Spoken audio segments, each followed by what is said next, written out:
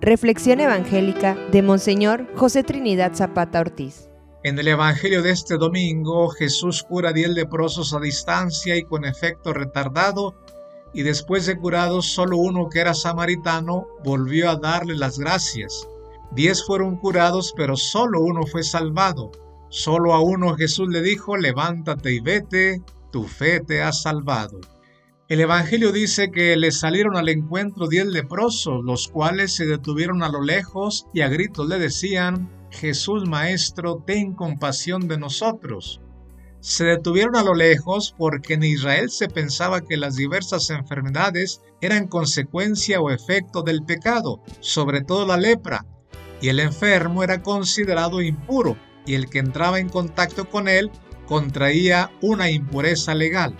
Por esto, por respeto a Jesús, los leprosos se quedaron a distancia, y a distancia Jesús les mandó: vayan a presentarse a los sacerdotes.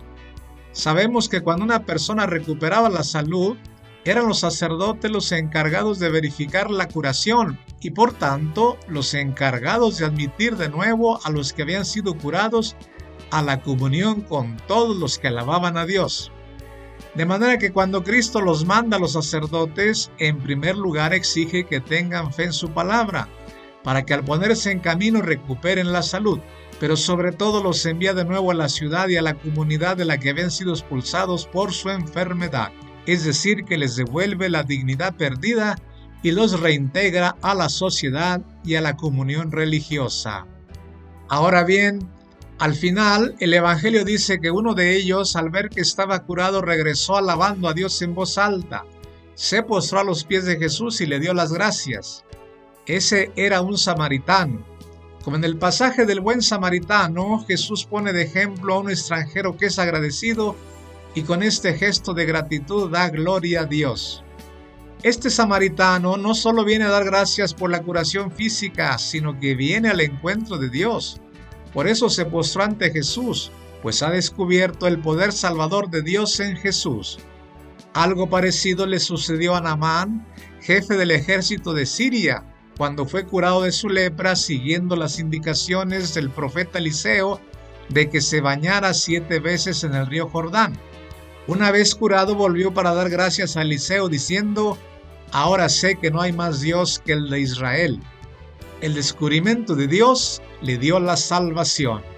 Muchas veces estamos marginados, abandonados o apartados, ya sea por injusticias de la sociedad o por nuestros propios pecados. Pero el Señor Jesús quiere devolvernos la dignidad perdida, quiere reintegrarnos a la sociedad y a la comunidad cristiana, pero también quiere que seamos agradecidos con Él.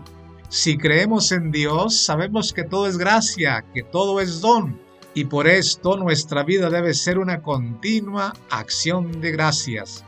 En el Evangelio, Jesús pregunta: ¿no eran 10 los que quedaron limpios? En la actualidad, la enfermedad de la lepra ya está prácticamente superada. Sin embargo, la lepra espiritual quizá está peor que antes. La lepra de la ingratitud es una de las enfermedades espirituales más frecuentes. Vivimos como si Dios no existiera, como si el universo y todo lo que hay en él, incluida nuestra vida, fueran fruto de la casualidad.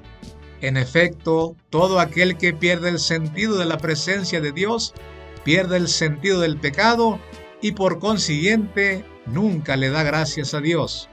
Que no sea así entre nosotros.